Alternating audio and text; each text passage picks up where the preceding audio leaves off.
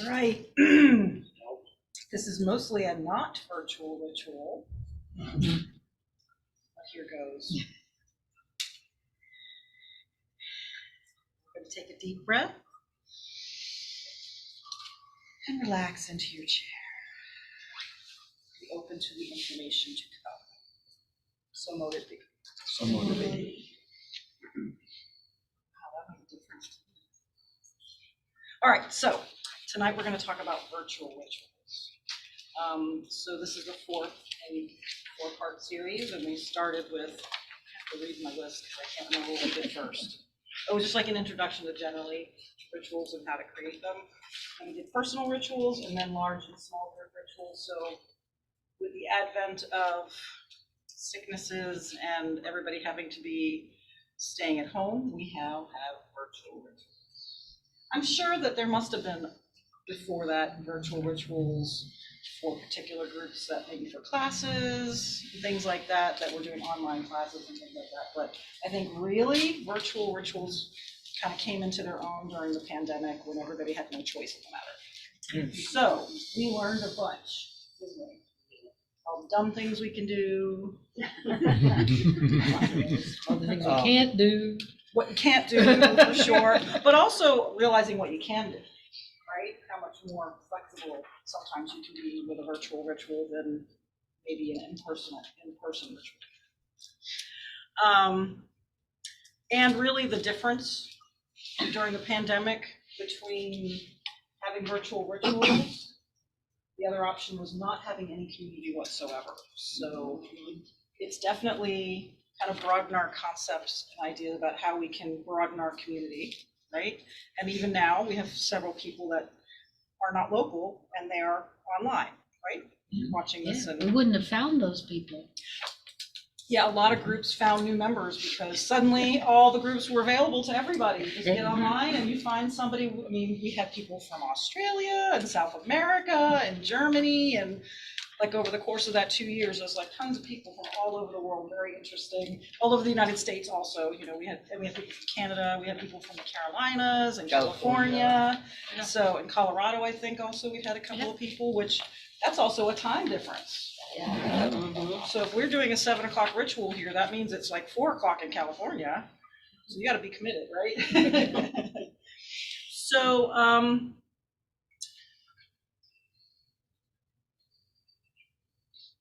the idea of creating sort of effective and sort of engaging virtual rituals is kind of what I'm kind of going to focus on here. Not real specific stuff, like I haven't really done anything specific in any of the classes because, of course, rituals are so complicated.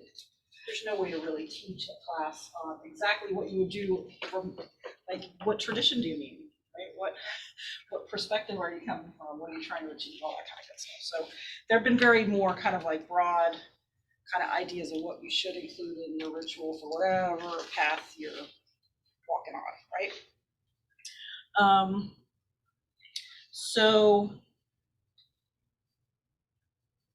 we will also talk about like doing exclusively virtual rituals and doing hybrid rituals. Like this is not a ritual, it's a class, but we're doing a hybrid where we've got some folks online and then we've got some people present. And I just know that, did you guys have for your Mabon any virtual people at your No, event? because it was an all-day event this time, so no. Right.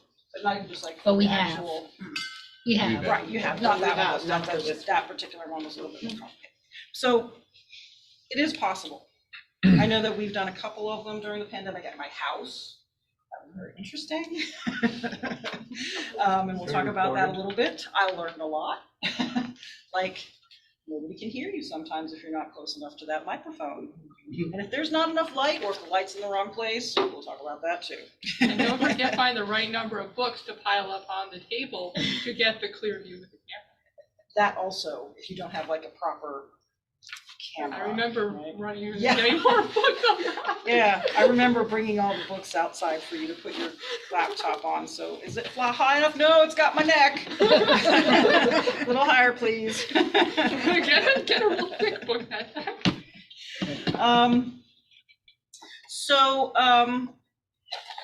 virtual rituals can be used to facilitate either a few people, or you can have large numbers of people online. I mean, have you ever been to a class or an event online where there's like literally hundreds of people, hundreds of people, and you have no idea who all those people are. You have no, like, there's no real feeling of connection to any of those folks, right?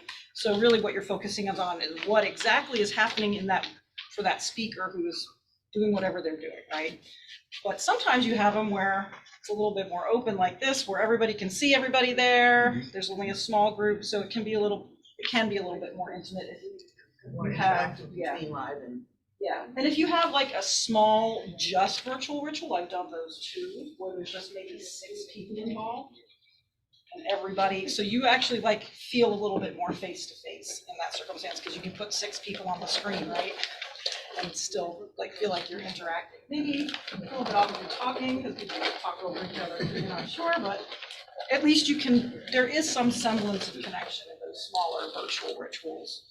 But you can see that that kind of plays out the same whether you're virtual or present, right? Because if you have a large enough ritual, the energy can be a little chaotic. You still might achieve what you want there to achieve, but it's not exactly the same as having 6 of your closest pagan friends in a ritual that you maybe do all the time. Of the difference in intensity and seriousness and what you personally get out of it spiritually, right? But also, you're probably going to be doing different kinds of rituals with 6 people compared to 100 people online, right? But you do need to think about like how many people are going to be at your virtual ritual, and whether they're going to be all online, or are they going to be like, is it going to be a hybrid, and how you're going to kind of deal with that. Because I'm assuming like, so when I turn around to talk to the people behind me, I'm putting my back to the camera. Yeah. Right? But I don't want to like ignore the people that are in the room, so I try to also talk to people on the thing over there like they are But there's in the room. The cameras over there. I know, but see, that's the difference. So I see them over, I see myself over here and I see them. So I don't look at that and go, because I'm engaged when I look over But you're looking at us.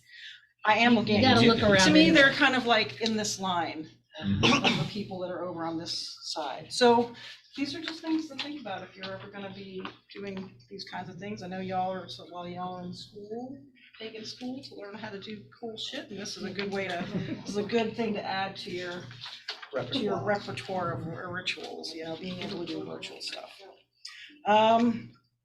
So I think I mentioned this before. You can reach a lot more people virtually, of course, especially people who are not geographically close. We discussed a little bit about that. So what elements are create like successful virtual ritual?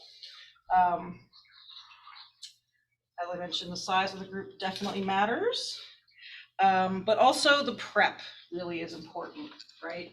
So if you know you're going to have a virtual ritual and say you want to have everybody light a candle at the same time, you kind of need to tell them before that happens that you have your ritual that everybody needs to bring a candle to the ritual and have something to light it with.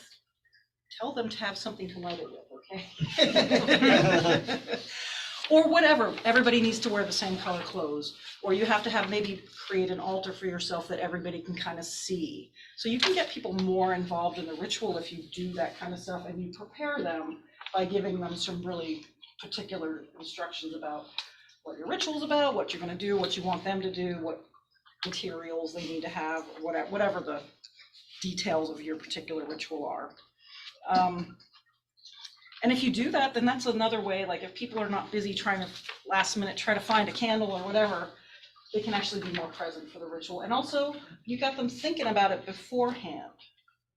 Like, I don't know, when I'm gathering tools together, I'm thinking about why I'm gathering it together. So that's kind of like, for me, this is part of the ritual, is getting ready for the ritual. So I'm getting myself psychologically prepared. So give your participants the option to do that by telling them what to do.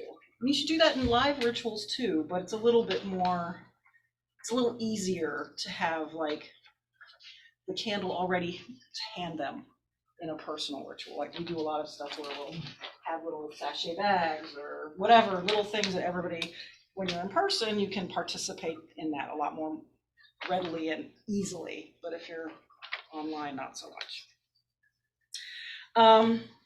So the other thing is, be seen.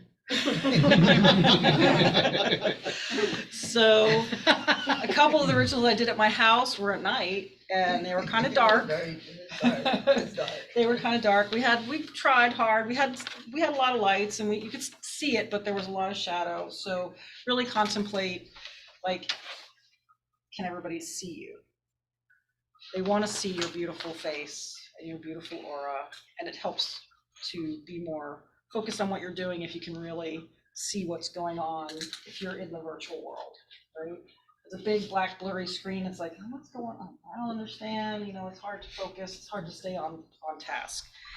That includes lighting and also having a theatrical setup. Think about it as TV, right? TV is more engaging if it's more theatrical. So if you can do something more interesting without it being maybe a giant yama ritual. But like if knowing that that's the camera right there and this is my altar right here, so I should be thinking about where I'm setting the camera up. What do I see? So this is where, once again, prep time also helps set it up. Maybe get several different angles and see which one is best. Move your lighting around. Like here, this is great lighting because it's all up in the air, but sometimes you have those ring lights and fairy lights and firelight and that kind of stuff. So you have to think about how is that going to help people see you and what you're actually doing, right? All right, and then the next thing, of course, is now that they can see you, they need to hear you. I know that I've been at some virtual rituals where you can't really hear all the time what is being said because the high priest or high priestess or whoever is not close enough to a microphone or the microphone on the camera or something like that. So always test that beforehand and make sure people can actually hear you, or they're just going to see you going. And they're going to be like, I don't know what the hell this girl's doing. What is she doing? I can't hear it. I don't know what's going on, right? So be heard. Think about it. If y'all are practicing to go to the next level anyway, I'm hoping you're also all your teachers are helping you to be like more vocal and speak from the bottom of your gut, talk loud.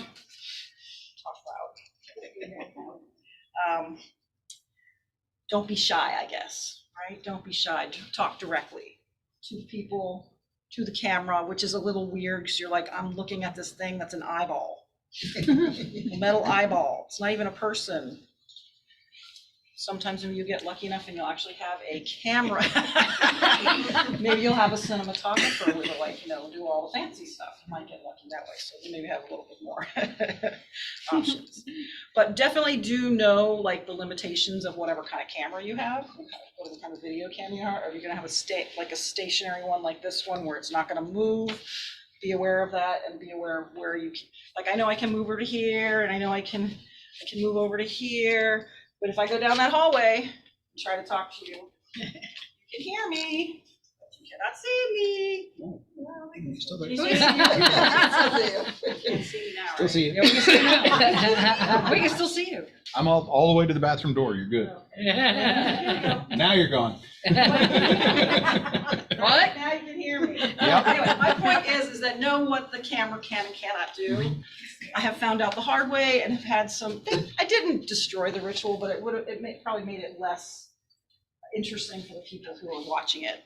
All of us that were present, it was just fine, but that's not the point of it. The point is to make it so that the people out there in virtual land actually get something out of it, right? Because at least the people that are close by you can move around and, whatever, get to a more appropriate spot that they can hear you.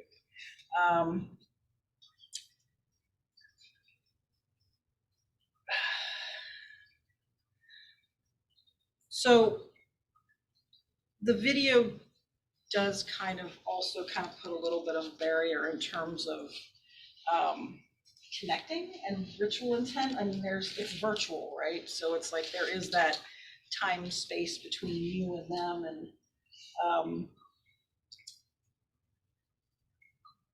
just being able to understand how the camera works so that you can really work to the camera will help to kind of maybe bridge that gap somewhat. If you're a little all over the place, or you don't really know where the camera is, and you go off camera, or they only see the bottom of your thing, or maybe your forehead, or they can't really see because there's not enough light or whatever. I mean, these are all things that can screw up what you're trying to accomplish. So I guess my point is prep, and test, and then prep again, and then test one last time before everybody goes on. So virtual rituals, like so much more prep, technical prep, I guess, than a basic other kind of ritual than any other kind of ritual. So what elements are important for effective rituals? I'm gonna kind of reiterate a lot of things I already said, but I'll maybe say them in a different way. Make sure everybody knows what the purpose of the ritual is beforehand. I mean, I've said that for every single one of these classes, right? And I don't think I can say that off enough. Like, if your people don't know what the ritual is about, how many people have been to a ritual they were like, what are we doing?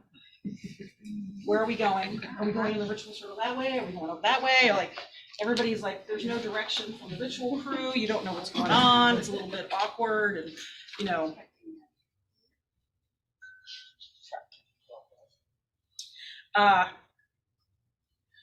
virtual rituals can work really well if they're simple. They can be very powerful and very effective. Sometimes if you have too much stuff, just like with any other ritual, but especially if you have a limited space to look at, if you have too much stuff on your altar, or if you have too many things going on in your space, that can make it a less effective ritual. So keeping it simple, virtual rituals can really make them a little bit more effective. Making your rituals visually appealing, both making sure they're well lit and having cool props. Like this, choosing one cool prop can be more effective than an entire altar filled with stuff that people don't really know what it's about. We all know what this is about, but you know what I'm saying? Like having too much stuff that doesn't necessarily like immediately let us know what the ritual is about can be distracting. We can't be too deep because it's going to get lost in that circumstance, Forest for the trees. Yeah, yep, basically, exactly. Definitely, you can do more than just talk. You can engage the people, even in virtual world, in music. They can enjoy that if it's like between or in, after, before, that kind of thing. You can lead in and out of rituals that way in virtual world too, because they're going to really hear that, Also, you can do things like call and response so that you can really get the people involved Interactive. in the actual. Interactive. Yeah, basically, these are kind of ways, like, you might not do this necessarily in a public ritual, but this might be a great way to, get folks involved in the virtual world. Just make them turn their mics on so that you can hear them. Mind the delay though. Right. So go slow. Or give them a moment. Or you can also do chanting and things like that too. That's And then also it just another- turns into a round. Yes, that can happen also. Yes. But just know that that's going to happen, and don't let it like distract you from that. But I think that that's one of the ways, like between having things like that they literally can physically, everybody's doing this thing. Like that's a way to really connect everybody. It's almost like an energetic string that goes from everybody in the group, right? And same thing with chanting or call and response. Like it's like a really visceral way that virtually you can actually connect with other folks in your group. You can also though do meditations online, and you can also have them do moving online, have them dance. Tell them in advance they need to have enough space to do so. So that they're not like sitting at their desk and there's nowhere for them to move and you want them to get up and do the sun dance, you know what I mean? Maybe it won't work. They can meditate though, right? So definitely those are ways that you can have everybody participate no matter where they are. And if you have a virtual situation where people can see each other, then they'll actually be even much more participating in that. So what kind of rituals lend themselves to this virtual format?